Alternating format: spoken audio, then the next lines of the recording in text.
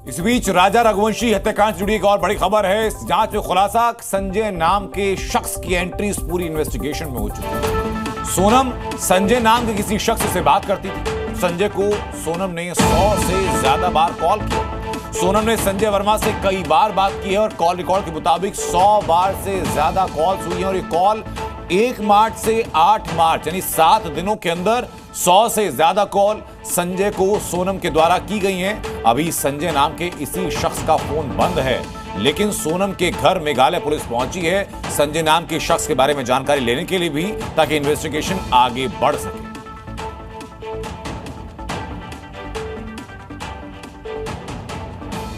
लेकिन इंदौर के राजा रघुवंशी की हत्या की गुत्थी अब लगभग सुलझ ही चुकी थी कि इसमें सोनम को लेकर जो खुलासा हुआ वो और चौंकाने वाला। पुलिस ने पूरा क्राइम सीन रिक्रिएट किया, उससे तस्वीरें कई हद तक साफ हुई। पुलिस ने अपने क्राइम सीन रिक्रिएशन में बताया कि किसने राजा को मारा, कैसे मारा गया, कितने वार किए गए। पुलिस ने यह भी साफ कर दिया कि राजा की हत्या में एक नहीं बल्कि 2 हथियारों का इस्तेमाल हुआ था। राजा चीखता रहा, सोनम हंसती रही, वार होता रहा, जान निकलती रही।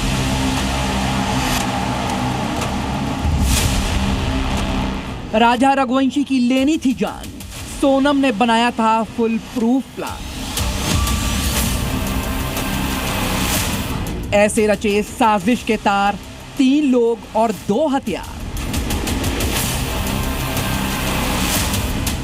मर्डर का पूरा प्लान था सेट। पुलिस ने सीन किया रिक्रिएट। राजा रघुवंशी का मर्डर 2025 का दूसरा सबसे खौफनाक मर्डर है। मेरठ की मुस्कान ने जिस तरह से अपने पति सौरभ की हत्या कर उसे ड्रम में पैक कर दिया था, तो वहीं सोनम ने राजा रघुवंशी को उतनी ही खौफनाक मौत दी।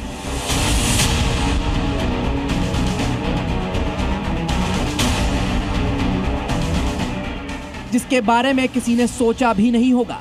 शादी के चंद दिनों बाद ही सोनम ने यह तय कर लिया कि उसे अपनी मांग में राजा रघुवंशी के नाम का सिंदूर नहीं चाहिए।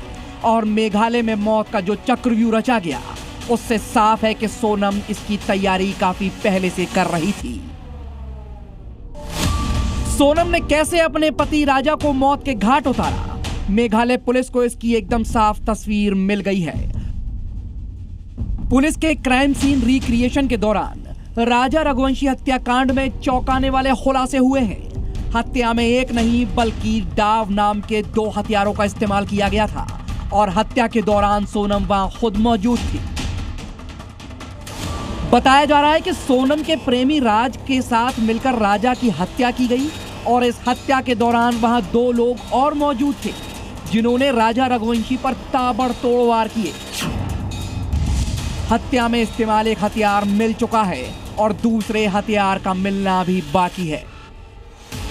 क्राइम सीन रिक्रिएशन के दौरान जांच अधिकारियों ने कई जगहों का दौरा किया ताकि यह पता चल सके कि कैसे आरोपियों ने इस वारदात को अंजाम दिया।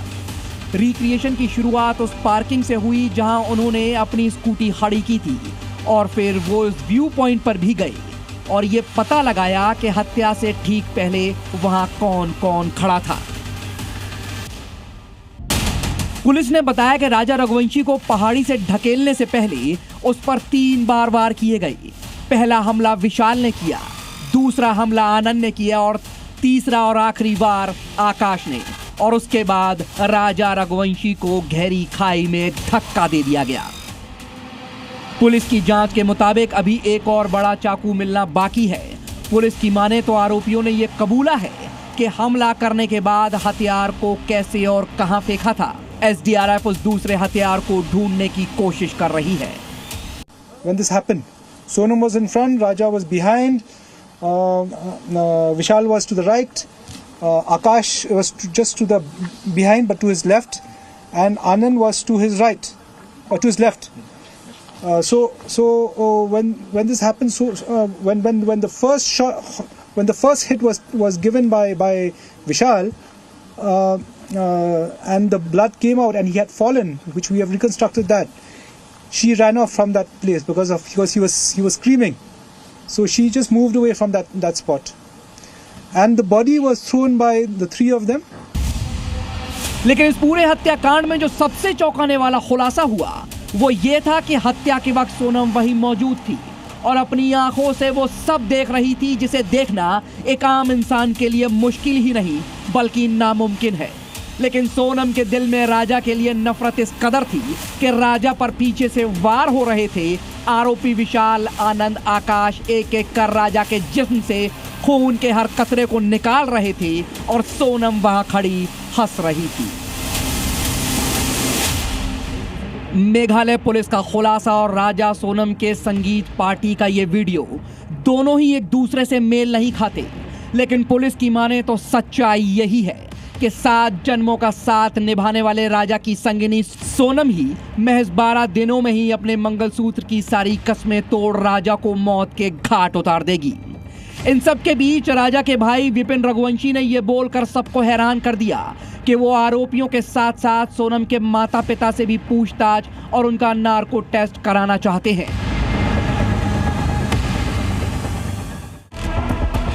इन सब के बीच राजा के भाई विपिन रघुवंशी ने यह बोलकर सबको हैरान कर दिया कि वो आरोपियों के साथ साथ सोनम के माता पिता से भी पूछताछ और उनका नार्को टेस्ट कराना चाहते हैं। कि माता पिता से जो है पूछताछ करना चाहिए, क्योंकि इस प्रकार से जो चीज़ें पूछताछ होगी उनसे कभी तो कुछ बातें जो है अभी छुपी हुई है वो सारी चीज़ उजागर हो जाएगी इस अंदर। और इसमें ईडी की जांच होगी, ये अपने चलता है नार्कोटिक की जांच होती है इसमें कभी है तो सोना के पिता से होना चाहिए, सोना के माताराम से होना चाहिए और गोविंद से सभी से होना चाहिए, क्योंकि सभी सब लोग सबके दायरे में भी है। पुलिस ने तो क्राइम सीन रिक्रिएट कर साफ कर दिया कि कैसे सोनम ने हत्या की साजिश रची, लेकिन अभी सवाल कई हैं। अगर सोनम राजा से प्यार नहीं करती थी तो राजा से शादी क्यों की? क्या सोनम के प्रेमी राज को हत्या की साजिश के बारे में पता था? अगर सोनम को राजा के साथ नहीं रहना था तो वो तलाक भी तो ले सकती थी, लेकिन उसने राजा का मर्डर कर दिया। सोनम के दिल में आखिर राजा के लिए इतनी नफरत आई कहां से? ऐसे कई सवाल हैं जिनके जवाब अभी मिलना बाकी है। ब्यूरो रिपोर्ट, जी मीडिया। जी न्यूज़।